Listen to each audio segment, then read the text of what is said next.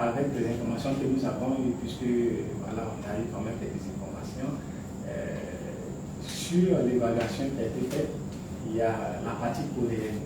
Il y a je rappelle qu'il y a 10 membres au niveau du conseil d'administration, donc deux parties, 2 membres qui sont les organisations de l'ambassade de la Corée du Sud et puis l'agence de coopération internationale de développement qu'on appelle COICA.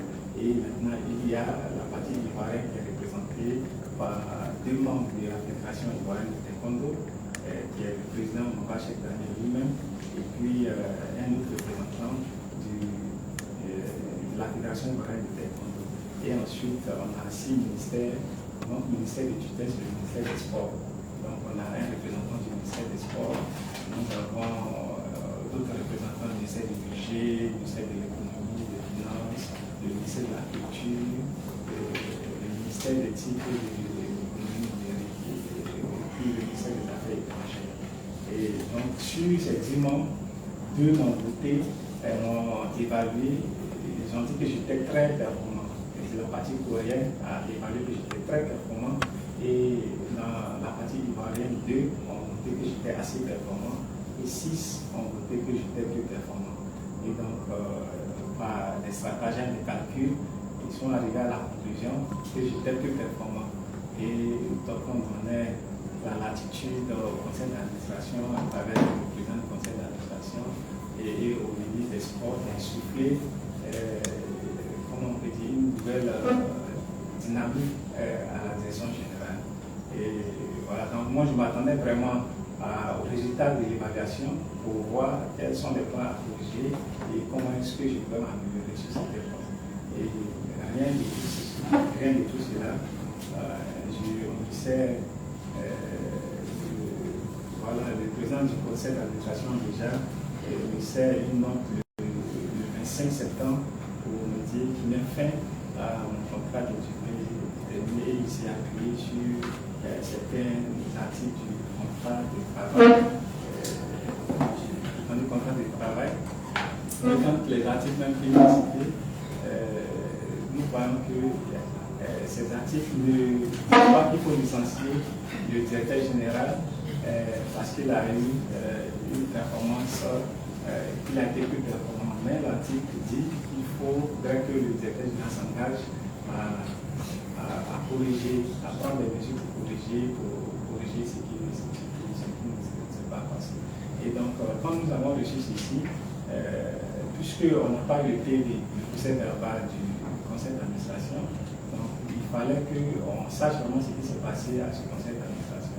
Donc, avec l'aide de nos avocats, nous avons eu un dossier et nous avons procédé à une sommation interpellative des membres du conseil d'administration pour entendre ce qui a été dit, ce qui avait été dit effectivement à ce conseil d'administration. Donc il est ressorti de cette sommation qu'il y a le représentant du ministère du budget qui a parlé, qui a vraiment eu le courage de parler. Il a dit qu'il n'était pas question, qu'il n'était pas, parce que la sommation, c'était, on leur demandait si lors du conseil d'administration, est-ce qu'il s'agissait de la révocation du directeur général ou est-ce qu'il s'agissait seulement d'une évaluation. Donc lui, il a bien répondu, il a dit qu'il ne s'agissait aucunement de la révocation ou du licenciement du directeur général, mais c'était une évaluation pour prendre des mesures pour que le directeur général s'améliore. Et les autres membres qui étaient présents ont dit qu'ils ne pouvaient pas répondre et qu'on devait se référer à leur hiérarchie. Donc voici ce qui est sorti de la sommation interpellative. Et donc, dans ce même temps, pendant que nous étions en train de préparer vraiment notre défense et puis essayer de faire les recours, nous avons reçu cette décision d'attente du ministre des Sports, Paulin Dao, qui, dans l'attente, il dit ici qu'il décide, dans l'attente de la désignation d'un nouveau directeur général, il nommait l'un de mes collaborateurs qui est M. Anzoumana Siaka comme directeur général. Donc nous, c'est vraiment, comme vraiment déni sur une décision de la suite. Après, pour les volets vraiment juridiques, les avocats pourront vraiment bien expliquer, mais déjà, je vous présente les faits et tels qu'ils se sont passés. Aujourd'hui, pendant que nous continuons de préparer notre recours, le DAF il a reçu instruction d'informer toutes mes équipes pour la tenue d'une passation de charges qui va se tenir demain à partir du 9. Donc voici un peu la situation, vraiment une situation très illégale, très arbitraire, qui ne répond à aucune procédure, parce que je n'ai même pas eu de, comment on appelle ça, de dépôt, je n'ai pas eu d'avertissement, rien du tout, je n'ai pas eu de demande d'explication, et voilà, une décision donc, vraiment qui défie toute procédure, vraiment qui défie toute procédure. Donc, ce que je voudrais, moi, c'est vraiment de faire connaître ce fait à l'opinion publique, de faire connaître ce fait aussi aux autorités de ce pays, notamment au Premier ministre et même au président de la République qui m'a fait confiance à l'issue de ce qu'on appelle la candidature et qui m'a nommé lui-même par le présidentiel comme secrétaire général. Je voudrais vraiment appeler, leur faire appel pour que vraiment justice soit faite et que je sois vraiment rétabli dans mes fonctions. Que voilà, que mon droit, comme on peut dire, soit vraiment rétabli dans mes fonctions. Donc voici un peu d'entrée ce que je pourrais dire. Merci. Merci beaucoup. Merci, monsieur le directeur. Ce que nous, avocats, nous pouvons juste ajouter, c'est juste quelques précisions. Voilà. Parce que là, je tiens à préciser que le centre en question,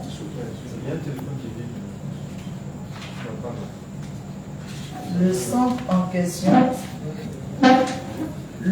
en question a été créé par l'ordonnance numéro 2021-189 du 28 avril 2021 portant création, attribution, organisation et fonctionnement du centre sportif culturel et d'éthique ivoiro-coréen Alassane Ouattara.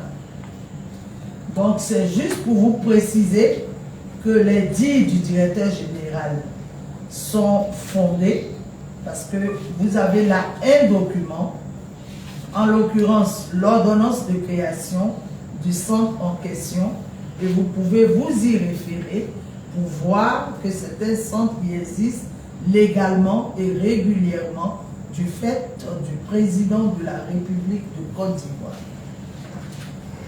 Dans un second plan, je voudrais aussi faire noter qu'à la suite de la création de ce centre, un appel à candidature a été lancé.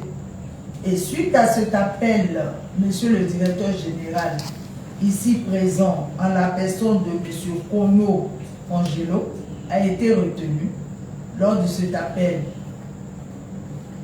d'offre d'emploi et il a été nommé par décret présidentiel. Il s'agit du décret numéro 2022-485 du 6 juillet 2022 portant nomination du directeur général du centre sportif culturel et d'éthique ivoiro-coréen Alassane Ouattara, signé du président de la République de Côte d'Ivoire.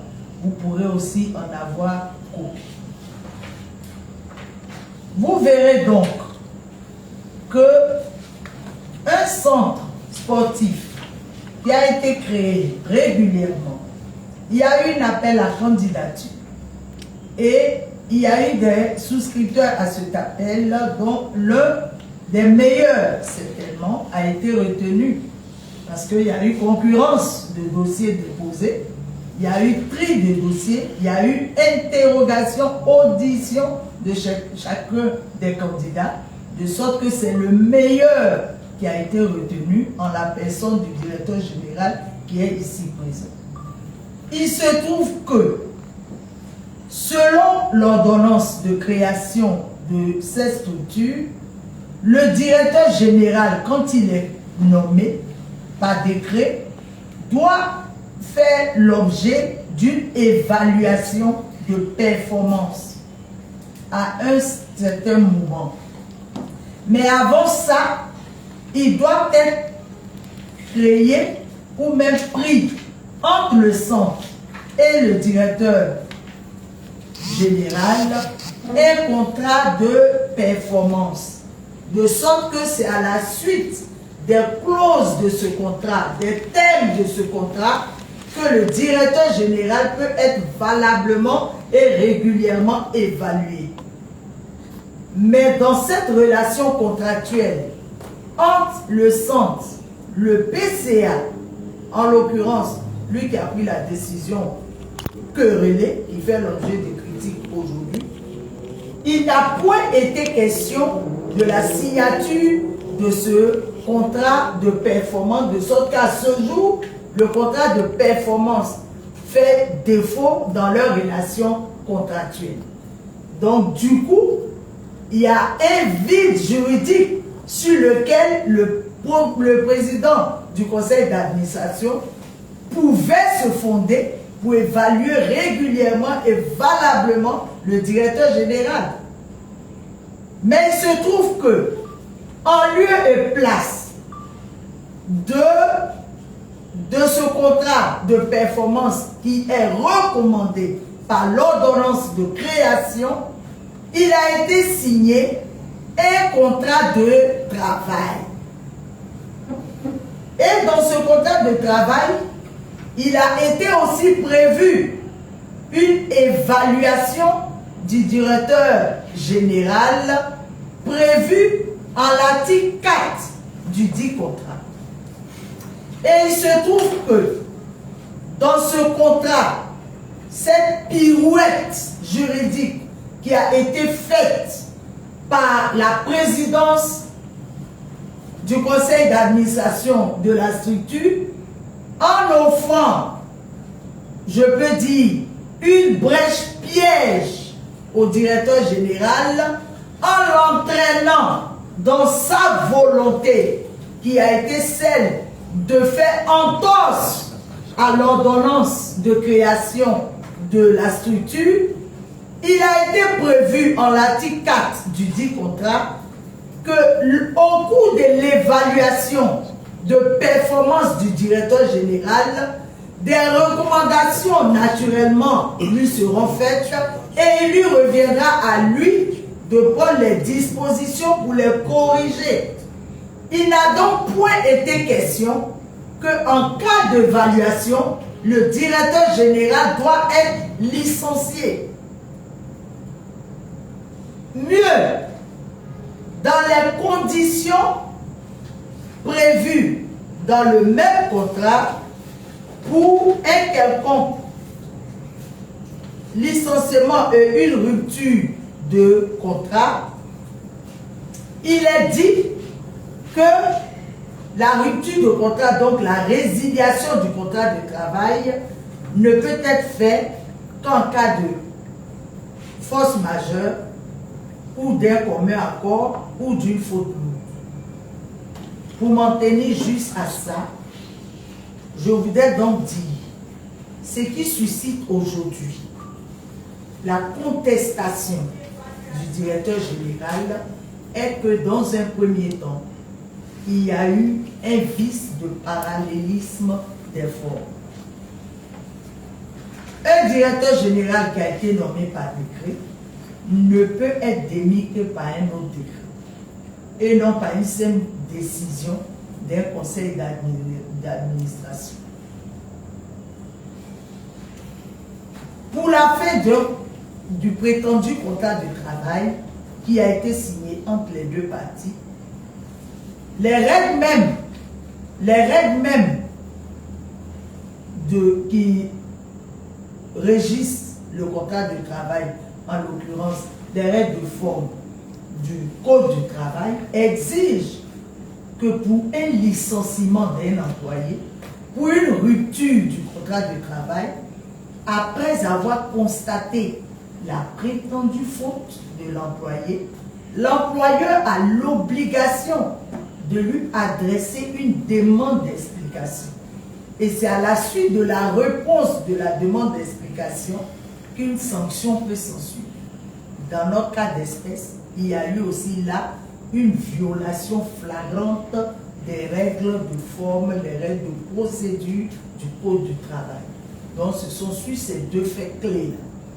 La violation du parallélisme des formes, la violation des règles de procédure du contrat de travail, et donc qu'on peut tirer pour conséquence qui entache d'irrégularité flagrante et criarde la décision du président du conseil d'administration qui ne saurait s'appliquer au directeur général, raison pour laquelle il la conteste et il en appelle au responsable premier de cette nation, en l'occurrence Monsieur le Président de la République, Alassane Ouattara, qui a pris un décret qui est en train d'être boycotté par un président du conseil d'administration et même les ministres qui ont cours dans cette affaire, dans cette structure, afin que justice soit rendue, car là nous avons une injustice qu'on fait subir à un jeune Ivoirien, à un talentueux Ivoirien, et j'ai plaidé. Je vous remercie. Oui, merci beaucoup, messieurs. Merci. Ce que on a terminé. Moi, j'ai un exposé à faire à la suite de ma brillante concert, Maître Siripa. J'aimerais dire que moi, je suis ici sous instruction du bâtonnier Agueluc, dont la SCPA Alias l'État est constituée à côté de la consoeur au soin des intérêts de M. le directeur général Kobio Aguero, et je suis moi-même maître sur le Moko et Kamemba. Et véritablement, dès l'entame, j'aimerais vous dire quelque chose de simple. C'est-à-dire l'état de droit, c'est la soumission de l'État au droit. C'est une définition qui a versé ma deuxième année de droit et droit administratif. Donc, quand on est dans un état de droit, c'est-à-dire qu'il faut respecter les règles et procédures qui sont ordonnées, qui sont prévues par la loi. Et j'aimerais vous dire que l'ordonnance citée tout à l'heure par ma consoeur, l'ordonnance 2021-189 du 28 avril 2021 portant création, attribution, organisation et fonctionnement du centre sportif, culturel, éthique, ivoiro-coréen Alassane Ouattara. Ici, c'est une ordonnance qui se suffit à elle-même. Donc ça veut dire que quand on parle d'ordonnance, c'est qu'on est en train de parler de loi. Et ici, quand vous rentrez pour chercher à savoir le statut juridique de ce centre n'est pas une société d'État. Au même titre que le port autonome d'Abidjan ou des sociétés d'État de type particulier, etc. C'est une personne morale de type particulier. Et on ne va pas faire un cours de droit là-dessus, mais c'est dire simplement qu'il y a un centre qui a été offert par la Corée du Sud à la Côte d'Ivoire pour développer les échanges sportifs culturels entre les deux États. Il ne s'agit pas d'intérêts individuels, il s'agit d'intérêts collectifs et l'intérêt public. Le centre n'appartient pas à un être humain, à un homme, il appartient à l'État de Côte d'Ivoire. C'est ainsi que pour organiser ce centre, le président a pris une ordonnance. Et dans cette ordonnance, il y a certains chapitres et dispositions qui sont afférents au conseil d'administration et des dispositions qui sont afférentes à l'organe de gestion d'administration du centre, qui est la direction générale. Et lorsque vous scrutez ce texte, On ne donne même pas la possibilité au ministre de tutelle, qui est le ministre des Sports, de pouvoir nommer le directeur général. Et on nous dit ici que, à l'article 19, la direction générale du centre sportif culturel Ivoire Courant à la Seine-Ouattara est assurée par un directeur général nommé par décret après un appel à candidature organisé sous la supervision du conseil d'administration. Le même texte organise et dit que sa rémunération est fixée par décret. Ça veut dire que personne ne peut venir chercher à lui dire que tu seras payé à temps ou quoi. C'est le président de la République qui prend un décret pour fixer ses émoluments et sa rémunération. Quand vous structurez ce test, on vous dit que dès sa prise de fonction, le directeur général, article 23, dès l'entrée en fonction du directeur général, un contrat de performance entre l'État, représenté par le ministre chargé des Sports, et le centre sportif culturel de TIC Ivoire Courant à la Seine-Ouattara, représenté par son directeur général. C'est-à-dire, dès qu'il rentre en fonction, il faut qu'il y ait un contrat de performance qui soit défini entre lui.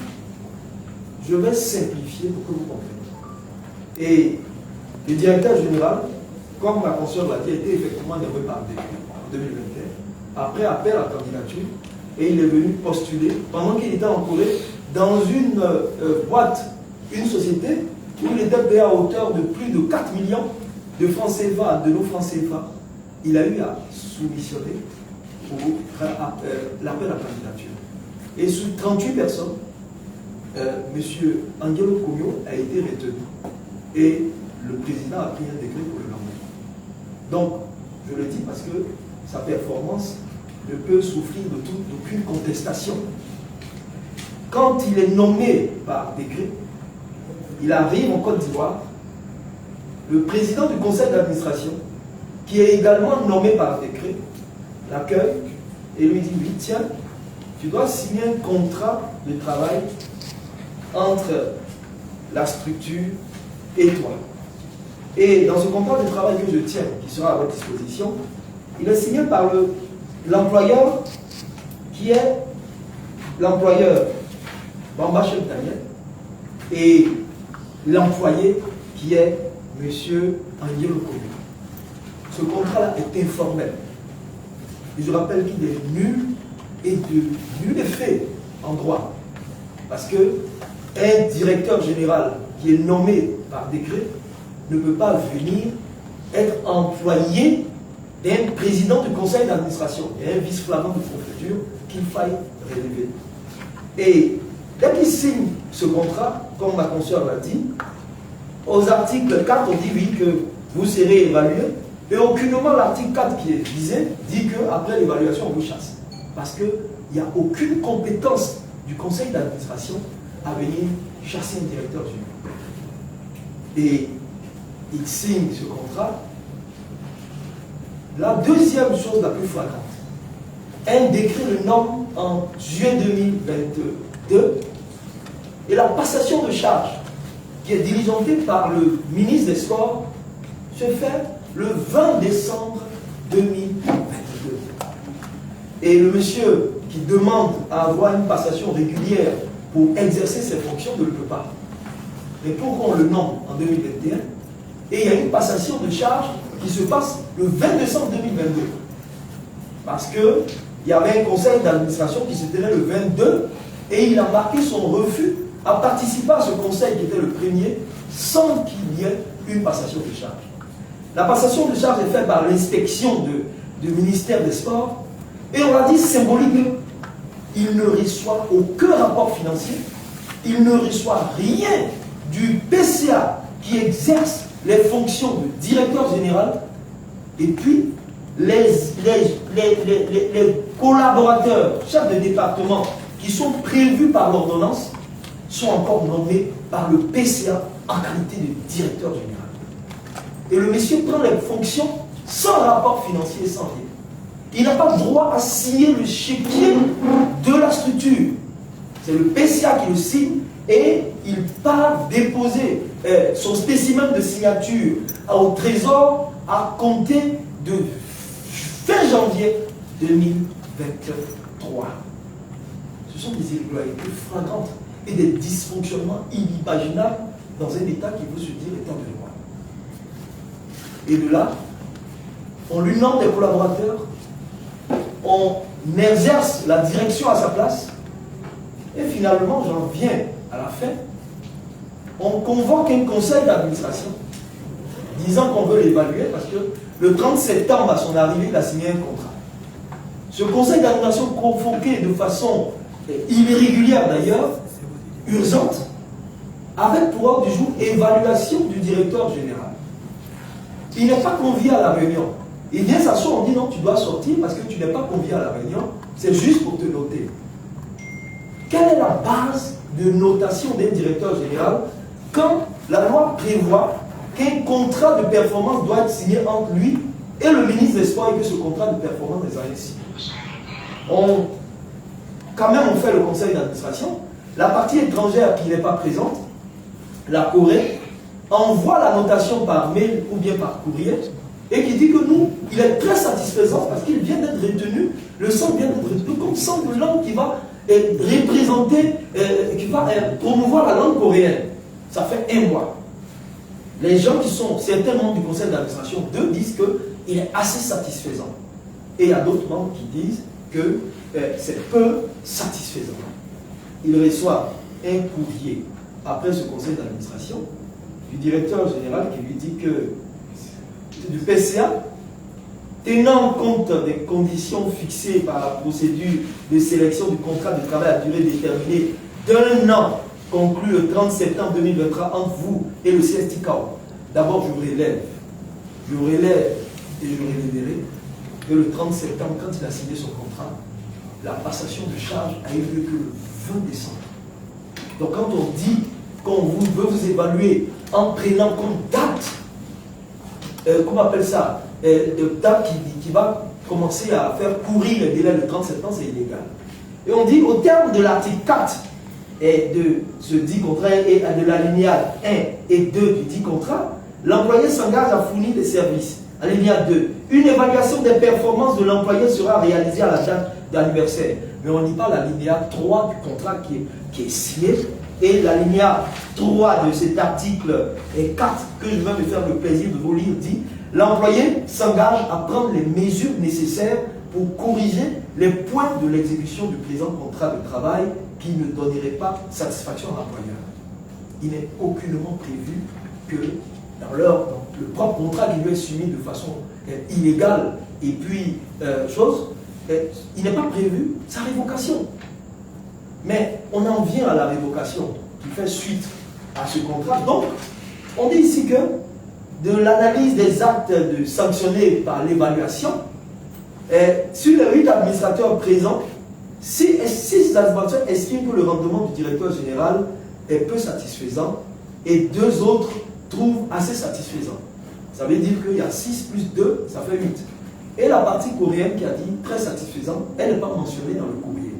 En deuxième, à l'unanimité, tous les administrateurs suggèrent au ministre des Sports de donner une impulsion nouvelle à la direction générale, garde l'atteinte des résultats probants pour l'avenir. Prenez le dictionnaire, allez-y sur Google et tapez simplement donner une impulsion nouvelle. Impulser, c'est pousser quelqu'un à travailler. Et il finit par dire que, tirant conséquence des dites conclusions, votre contrat de travail à durée déterminée prend fin le 30 septembre 2023. Je vous céderai de prendre des dispositions à l'effet de faire une passation de charge le 29 à 10h. Et dès qu'il communique ce courrier, le lendemain, le ministre des Sports prend une décision. Il y a une forme d'arrêté, qu'on dit décision d'attente, on en reviendra tout à l'heure, relativement à lui notifier qu'il y a un nouveau directeur général par intérim qui est désigné. Je vais chercher à caricaturer. Est-ce que vous pouvez comprendre que le conseil d'administration du port autonome d'Abidjan, le PCA du port autonome d'Abidjan, se réunit pour évaluer le directeur général du port autonome qui s'appelle Yacouba Sié.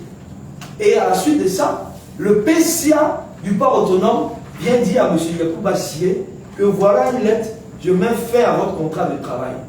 Et en même temps, le lendemain, le ministre de l'économie et des finances prend un arrêté pour dire à Yacoub Assier que moi je nomme à ta place, en attendant une désignation, un nouveau directeur général. Si c'est impensable pour toute structure administrative, toute société d'État, c'est encore impensable pour une personne morale de type particulier où le président prend le soin lui-même de vouloir organiser cette structure-là par décret. Et on vient lui dire que réellement, le ministre peut prendre cette décision.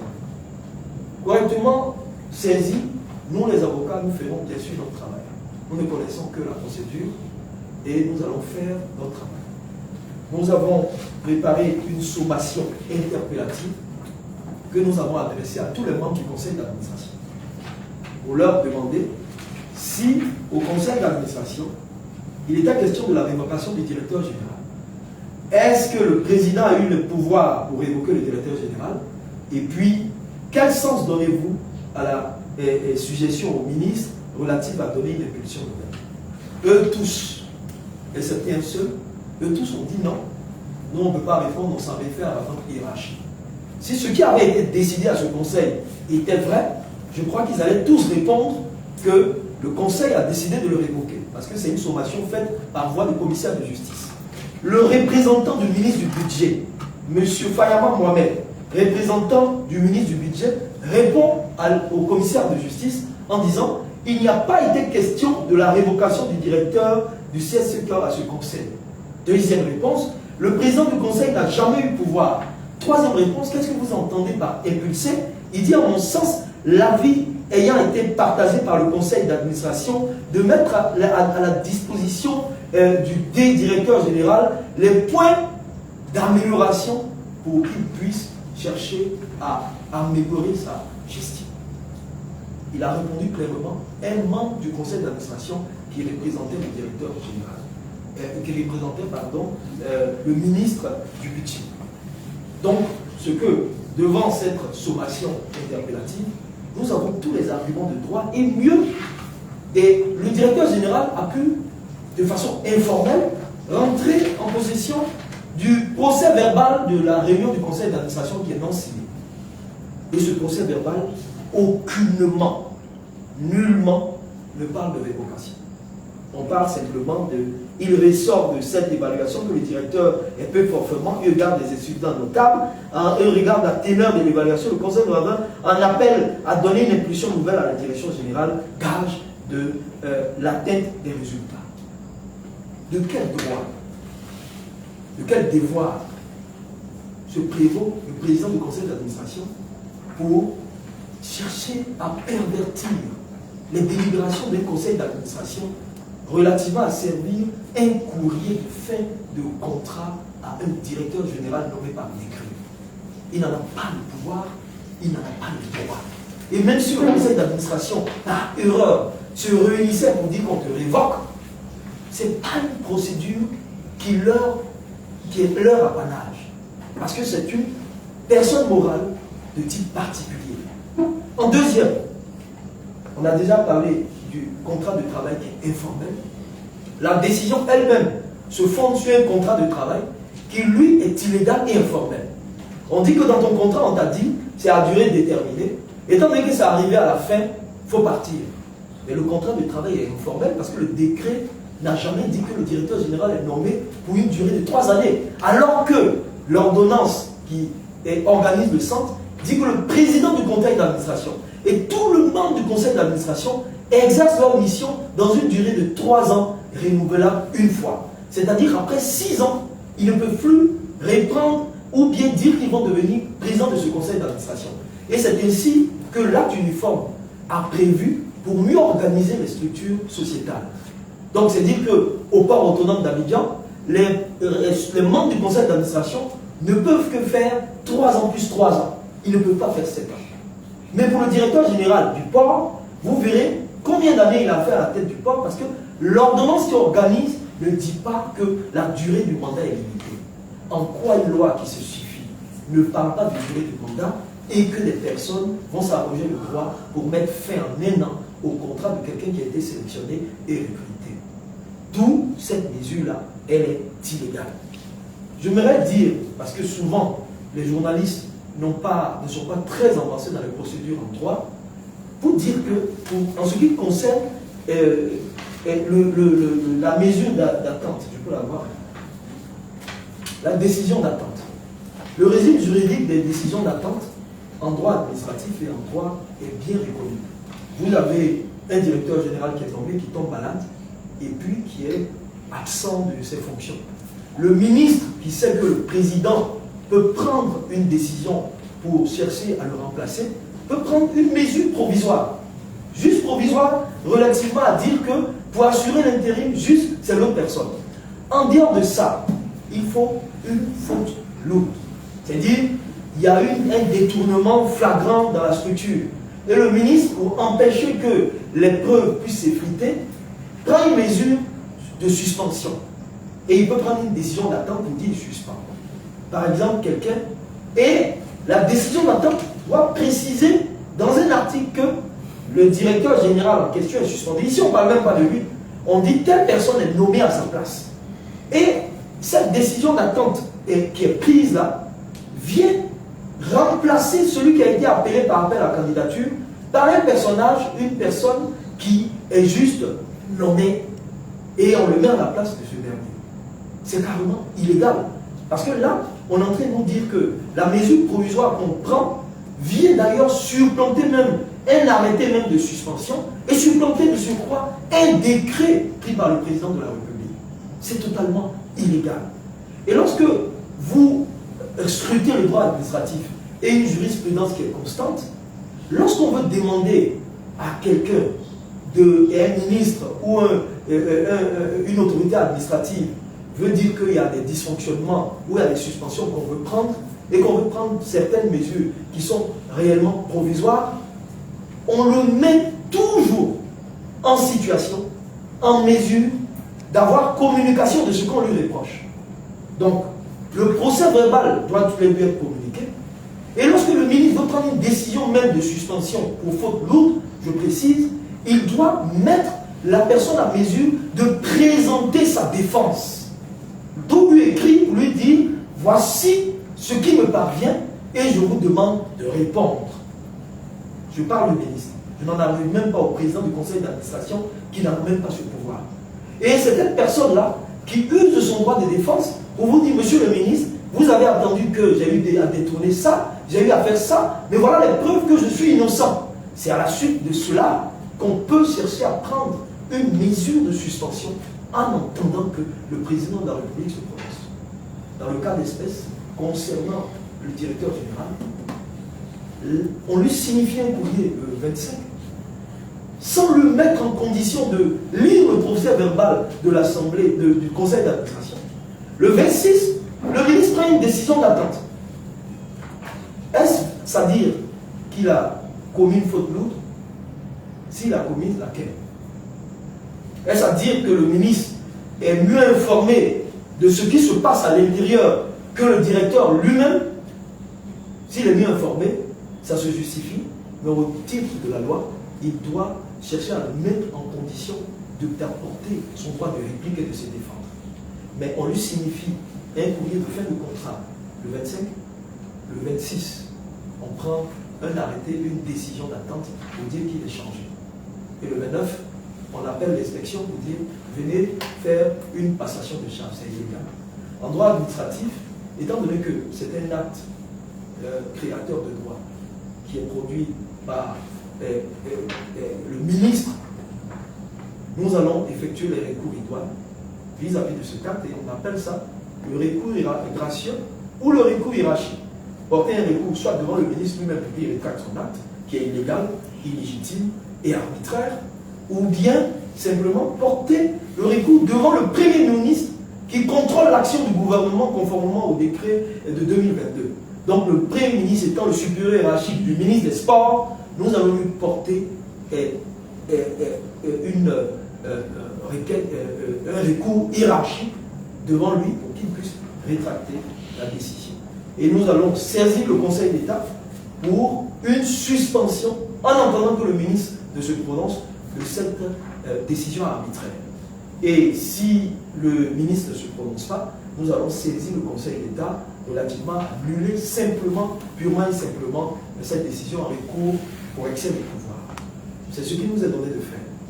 En deuxième, les actions posées par le président du conseil d'administration et le conseil d'administration ne seront pas exempts de poursuites ou de dommages d'intérêt si réellement il y a des préjudices qui continuent s'aggravant vis-à-vis du directeur général. Et nous allons mener également des actions idoines.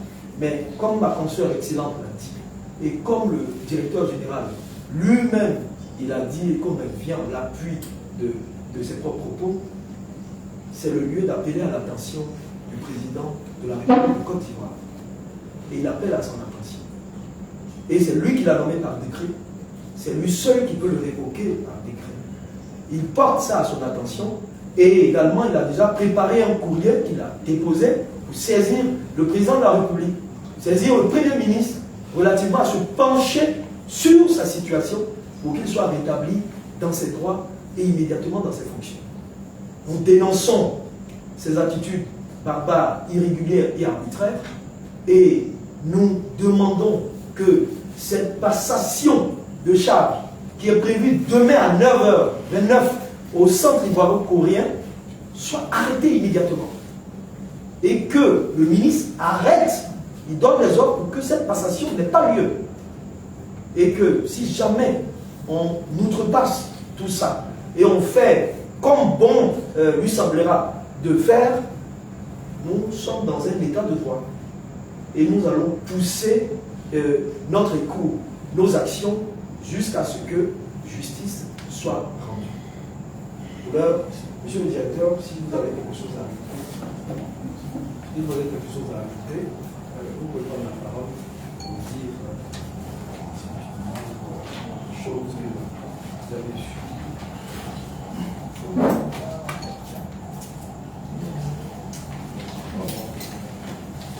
Je pense que monsieur le directeur a tout dit.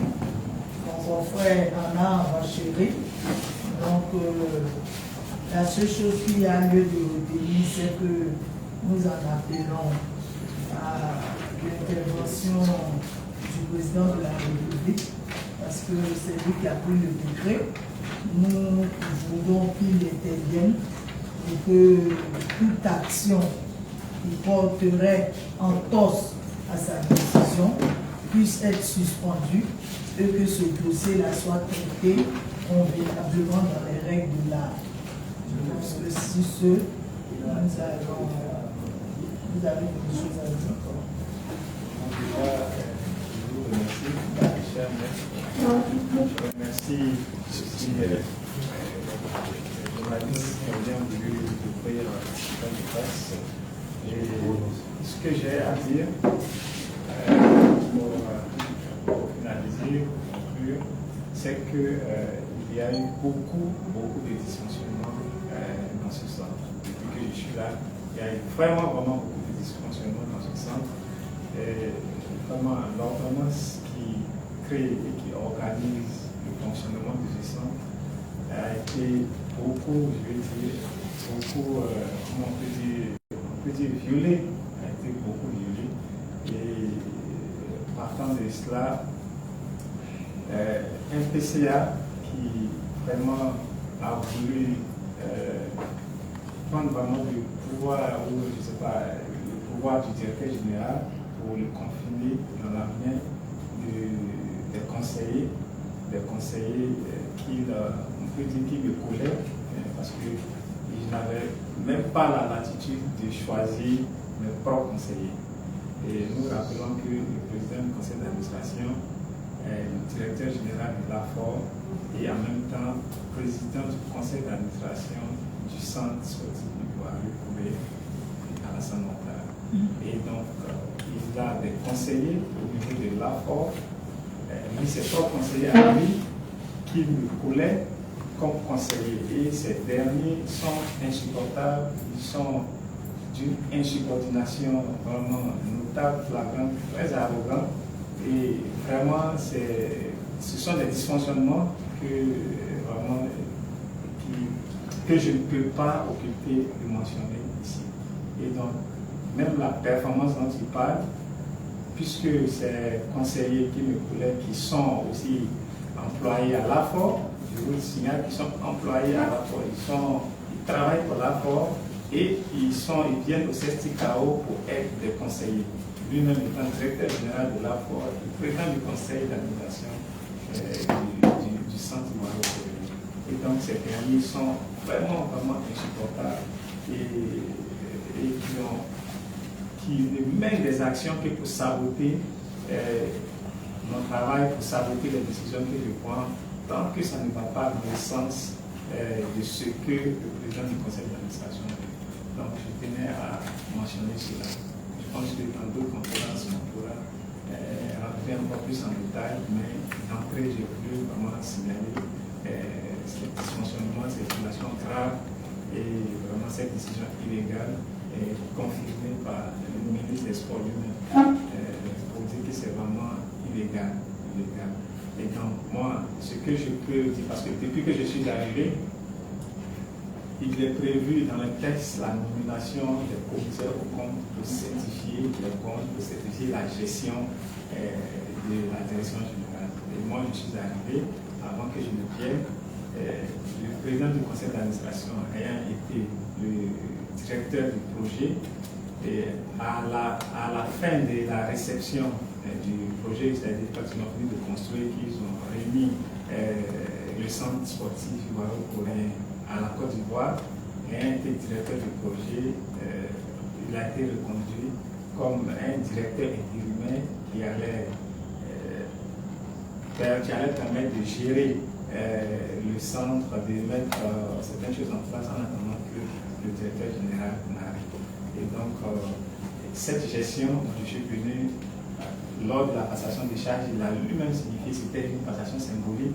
Nous avions demandé effectivement des rapports financiers, des rapports de gestion que nous n'avons jamais reçus. Nous n'avons jamais reçu jusqu'à aujourd'hui. Et les tableaux de diligence et les PV des conseils d'administration que nous avons, qui sont consultables, on peut le trouver dedans. Et ce point est toujours à l'ordre du jour. C'est de donner les états financiers, les états de sa gestion en tant que directeur général de ce centre qui n'a jamais été fait. Et donc moi, puisque nous avons cette décision, et je l'ai toujours demandé d'ailleurs, comment c'est diligenter un audit de la gestion, même de ce centre, depuis même sa création, jusqu'à sa direction intérimaire, jusqu'à ce que moi j'arrive, jusqu'à ce jour. Donc voilà un peu ce que je voudrais ajouter. Vraiment, merci beaucoup. Merci d'être venu. Merci. Et merci